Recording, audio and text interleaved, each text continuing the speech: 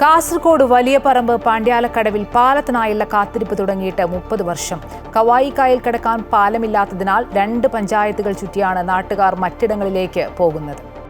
ആഴമേറിയ കവായി കായൽ കടക്കാൻ വലിയപറമ്പ് ഗ്രാമപഞ്ചായത്തിലെ 4-5 വാർഡുകളിലുള്ളവർക്ക് മണിക്കൂറുകൾക്കിടയിൽ എപ്പോഴെങ്കിലും എത്തുന്ന സർവീസ് ബോട്ട് മാത്രം ആശ്രയം, അല്ലെങ്കിൽ തോണി തുഴയണം. വലിയപറമ്പ് ഗ്രാമപഞ്ചായത്തിന്റെ തെക്കുഭാഗത്തുള്ള കുടുംബങ്ങളാണ് പാലമില്ലാത്തതിനാൽ കാലങ്ങളായി യാത്രാ ദുരിതം നേരിടുന്നത്. ഗതാഗത സൗകര്യങ്ങളില്ലാത്തതിനാൽ ഒരു പ്രദേശത്തിന്റെ വികസനം അന്യമായതിന്റെ കാഴ്ചകൾ പാണ്ഡ്യാലയിൽ കാണാം. 1997 പാണ്ഡ്യാലക്കടവിൽ നിന്നും തുടങ്ങിയ നടപ്പാലം നിർമ്മാണം തുടങ്ങിയിടത്ത് തന്നെ നിലച്ചു. 2019 തീരദേശ ഹൈവേ നിർമ്മാണത്തിനുള്ള പ്രാഥമിക പ്രവർത്തനങ്ങൾ നടന്നപ്പോൾ പാലം വരുമെന്ന പ്രതീക്ഷയിലായിരുന്നു തീരദേശ ജനത. എന്നാൽ 5 വർഷം പിന്നിടുമ്പോൾ അതുമില്ലാത്ത അവസ്ഥയാണ്. അക്കരെ കിടക്കണമെങ്കിൽ കുറേ സമയം വലിയപറമ്പ് വഴി പോയിട്ടാണ് പയ്യൻ്റെത്തുന്നത്. അപ്പോൾ കിലോമീറ്ററുകൾ താണ്ടിയാണ് നമ്മുടെ കുട്ടികൾ പഠിക്കണമെങ്കിൽ പോകേണ്ടത്. ഈ പാലം യാഥാർത്ഥമായാൽ നമുക്ക് എല്ലാവർക്കും, ജനങ്ങൾക്കും കുട്ടികൾക്കും പെട്ടെന്ന് എത്തിപ്പെടാനുള്ള സാഹചര്യം ഉണ്ടാവും. അതുകൊണ്ട് ഗവൺമെൻറ് ഈ കടവിലെ പാലം എത്രയും പെട്ടെന്ന് പൂർത്തിയാക്കി തരണമെന്ന് അഭ്യർത്ഥിക്കുകയാണ്. തീരദേശ പാതയുടെ ഭാഗമായി കിഫ്ബിയിൽ 55 കോടി ചെലവിൽ 400 മീറ്റർ നീളത്തിലും 11 മീറ്റർ വീതിയിലുമായി ഇവിടെ റോഡ് പാലം നിർമ്മിക്കുമെന്നായിരുന്നു അധികൃതർ നാട്ടുകാർക്ക് നൽകിയ ഉറപ്പ്.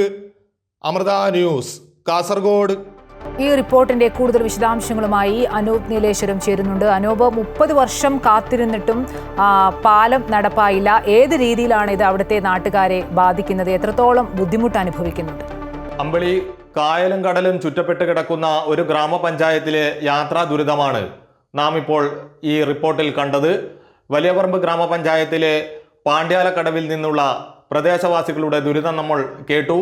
കവായി കായൽ കടക്കാൻ അവർക്ക് ഒന്നുകിൽ എപ്പോഴെങ്കിലും എത്തുന്ന സർവീസ് ബോട്ട് അല്ലെങ്കിൽ തോണി മാത്രമാണ് ആശ്രയം.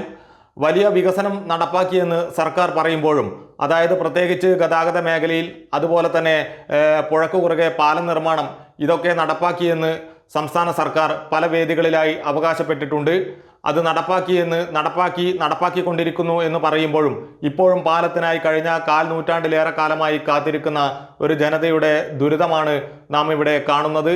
ഈ പഞ്ചായത്തിലേക്കുള്ള യാത്ര വളരെ ദുഷ്കരമാണ്. സർവീസ് ബോട്ട് അല്ലെങ്കിൽ തോണി മാത്രമാണ് ഇവിടെ ആശ്രയമായിരിക്കുന്നത്. അതിനാൽ തന്നെ ഈ ഒരു പ്രദേശത്തിന് ലഭിക്കേണ്ട വികസനങ്ങളൊന്നും തന്നെ ഇവിടെ ലഭിച്ചിട്ടില്ല. അതായത് ഒരു നല്ലൊരു ഹൈസ്കൂൾ, അതുപോലെ ആരോഗ്യരംഗത്തെ മെച്ചപ്പെട്ട ആശുപത്രി, ഇത്തരം കാര്യങ്ങളെല്ലാം ഇവിടെ വലിയപറമ്പ് ഗ്രാമപഞ്ചായത്തിന് അന്യമായി കിടക്കുന്ന ഒരു അവസ്ഥയാണുള്ളത്. വിദ്യാർത്ഥികൾക്ക് പഠിക്കുവാനും, അതുപോലെ തന്നെ ഇവിടെ ധാരാളം കർഷക തൊഴിലാളികൾ, അതുപോലെ മത്സ്യത്തൊഴിലാളികൾ തിങ്ങിപ്പാർക്കുന്ന ഒരു പ്രദേശം കൂടിയാണ് വലിയപറമ്പ് ഗ്രാമപഞ്ചായത്ത്. അവർക്ക് മറുകരയിലേക്ക് പോകുന്നതിന് വേണ്ടി, വിദ്യാർത്ഥികൾക്ക് പഠനാവശ്യത്തിന്, അതുപോലെ തന്നെ കർഷകരും മറ്റും അവരുടെ ഉൽപ്പന്നങ്ങൾ എത്തിച്ച് വിപണി കണ്ടെത്തുന്നതിനുമെല്ലാം പോകണമെങ്കിൽ അവർക്ക് ഏറെ ദൂരം സഞ്ചരിക്കേണ്ട അവസ്ഥയാണ്.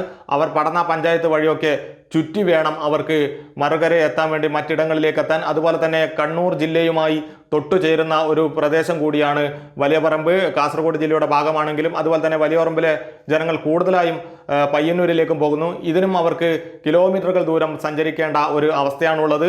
ഇവിടെ പാലം എന്ന സ്വപ്നം വിദൂരമായി കിടക്കുകയാണ്. കഴിഞ്ഞ 5 വർഷം മുമ്പ് കാസർഗോഡ് കവായി കായൽ കടക്കാൻ പാലമില്ല. മത്സ്യത്തൊഴിലാളികൾ തിങ്ങിപ്പാർക്കുന്ന ഇടമാണ്. വലിയ ദുരിതമാണ് അവിടുത്തെ നാട്ടുകാർ അനുഭവിക്കുന്നത്. വിശദാംശങ്ങൾ നൽകുകയായിരുന്നു അനൂപ് നീലേശ്വരം.